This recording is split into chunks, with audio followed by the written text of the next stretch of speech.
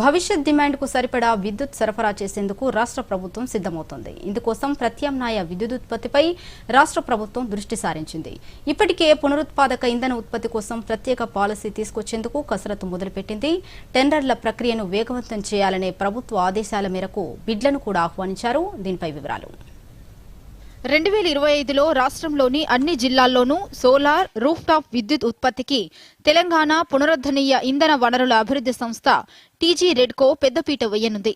రాష్ట్రంలో solar rooftop విద్యుత్ ఉత్పత్తి గత 10 ఏళ్ల నుంచి లేని క్రమంలో ప్రభుత్వం ఇటీవల టీజీ రెడ్కో ద్వారా పాలసీని తీసుకువచ్చింది. తెలంగాణలో 2030 కల్లా 20,000 మెగావాట్ల పునరుత్పాదక ఇంధన ఉత్పత్తి లక్ష్యంగా పెట్టుకుంది. ఇప్పటికే మహిళా స్వయం సహాయక సంఘాలను రంగంలోకి దింపుతున్న టీజీ రెడ్కో వారికి రాజధాని హైదరాబాద్ సహా ఇతర అన్ని జిల్లాల్లోనూ ప్రభుత్వ ఖాళీ స్థలాలను కేటాయించనుంది.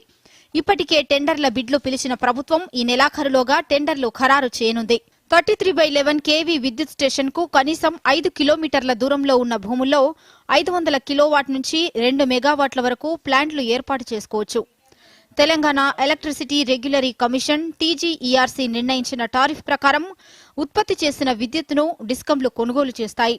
విద్యుత్ ఉత్పత్తి చేయడమే కాకుండా తక్కువ ధరకు ఎవరైతే రెడ్కోకు ఇస్తారో వారినే ఈ టెండర్ల ద్వారా ఖరారు చేసుకుంటారు. ఉదాహరణకు 1 మెగావాట్ ప్లాంటుకు సగటున 3 కోట్ల వ్యయం అవుతుందని రెడ్కో అంచనా వేయగా 2-3 రోజుల్లో బిడ్లను పరిశీలించి తక్కువ ధర కోట్ చేసిన వారికే కేటాయించనున్నారు. కాగా కేంద్ర ప్రభుత్వ పథకం ప్రధానమంత్రి సూర్యఘర్ ముఫ్త్ బిజ్లీ యోజన స్కీమ్ అమలుకు టీజీ రెడ్కో అధిక ప్రాధాన్యత ఇవ్వనుంది. పెరుగుతున్న విద్యుత్ బిల్లులతో సామాన్య మధ్యతరగతి ప్రజలపై మోయలేని భారం పడుతోంది. ఈ సమస్యకు పరిష్కారం చూపించడంలో భాగంగా కేంద్ర ప్రభుత్వం ఒక అద్భుతమైన పథకాన్ని తీసుకొచ్చింది. ఇంటి పైకప్పుపై సోలార్ ప్యానెళ్లను ఏర్పాటు చేసుకుని ఉచిత కరెంటు పొందడమే ఈ స్కీమ్ ముఖ్య లక్ష్యం. ఈ పథకం ద్వారా జీవితాంతం ఉచిత విద్యుత్తు పొందడమే కాకుండా మిగులు విద్యుత్తును విక్రయించి ఆదాయం పొందేలా ప్రణాళికలు వేస్తున్నారు. ఇప్పటికే దేశవ్యాప్తంగా 1 కోటి కుటుంబాలకు సోలార్ విద్యుత్ ఏర్పాటుకు సబ్సిడీ ఇవ్వాలని కేంద్రం నిర్ణయించింది. దీనిని తెలంగాణలోనూ అమలు చేయడం ద్వారా మహిళా సంఘాలు లబ్ధి పొందనున్నాయి. స్వయం సహాయక సంఘాల మహిళల ఆధ్వర్యంలో సౌర విద్యుత్ కేంద్రాల ఏర్పాటుకు తెలంగాణ రెడ్కో ద్వారా టెండర్లను పిలిచి త్వరలోనే ఖరారు చేయనున్నారు. ఇందుకుగాను స్వయం సహాయక సంఘాల కోసం అందుబాటులో ఉన్న ప్రభుత్వ భూములను గుర్తించాలని జిల్లా కలెక్టర్లను ఇటీవల విద్యుత్ శాఖ మంత్రి మల్లు భట్టి విక్రమార్క ఆదేశించారు. ప్లాంట్ల ఏర్పాటుకు అవసరమైన రుణ సహాయం కోసం బ్యాంకులతో సమన్వయం చేయనున్నారు.